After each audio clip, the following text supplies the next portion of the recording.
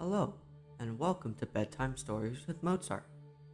This is a podcast designed to help young ones fall asleep. As a group of youth musicians, we are passionate about exposing others to classical music. Each episode, we will read a bedtime story, followed by a short excerpt of a calming selection of classical music. So sit back, relax, and enjoy. Today, I'll be reading The Poor Farmer's Wish.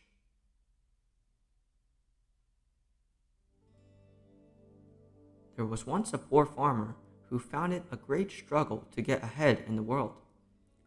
Though he worked very hard and lived carefully, it was impossible for him to save money year after year. After an entire lifetime of labor, he was no better off, it seemed, than he had been on the day he was born.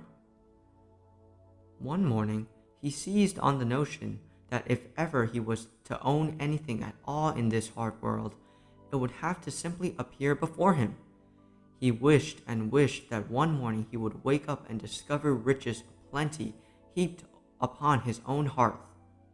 That way, he would have no doubt that the good fortune was indeed intended for him.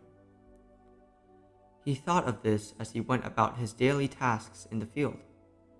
It happened one day while he was working that some brambles in the field caught and tore his clothes. So that this wouldn't happen again, the man dug a little around the roots and pulled the brambles out of the ground. As he did so, he uncovered the top of a large earthen jar. In great excitement, he dug a little more and then removed the lid of the jar. He found that the jar was filled to the brim with silver coins. At first, he was delighted, but after a few minutes of thought, he said, "Oh, I wished for the riches upon my own hearth, but instead I have found this money out here in the open fields. Therefore I shall not take it, for if it were intended for me, it would surely have appeared on my own hearth as I wished." So the man left the treasure where he found it and went home. When he arrived, he told his wife about his discovery. But the woman was angry at her husband's foolishness in leaving the riches in the field. When the husband lay down to sleep, she went out to the house of a neighbor and told him all about it, saying, "My stupid husband found a hoard of money in the fields, but the blockhead refuses to bring it home. Go and get it for yourself and share with me."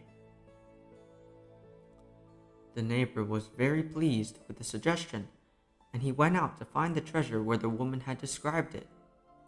There, where the bramble bush had been uprooted, indeed, was an earthen jar. He took it from the ground and opened it, but when he lifted the lid, he saw not silver coins, but a jar full of poisonous snakes. Into the neighbor's mind rushed the thought, "Ah, that woman must be my enemy. She hoped I would put my hand in the jar to be bitten and poisoned." So he replaced the lid and carried the jar back home with him, just as he had found it.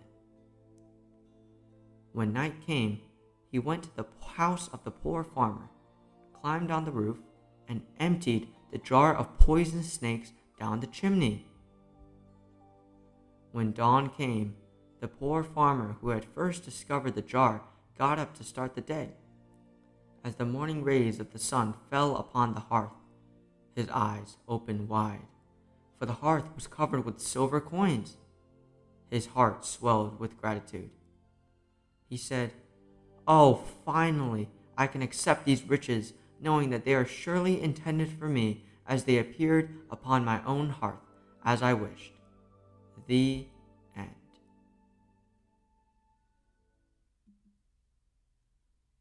Thanks for listening. Be sure to remember to follow so you never miss an episode. Now, you'll be hearing Zigeunerweisen, performed by Chelsea Zia. Good night.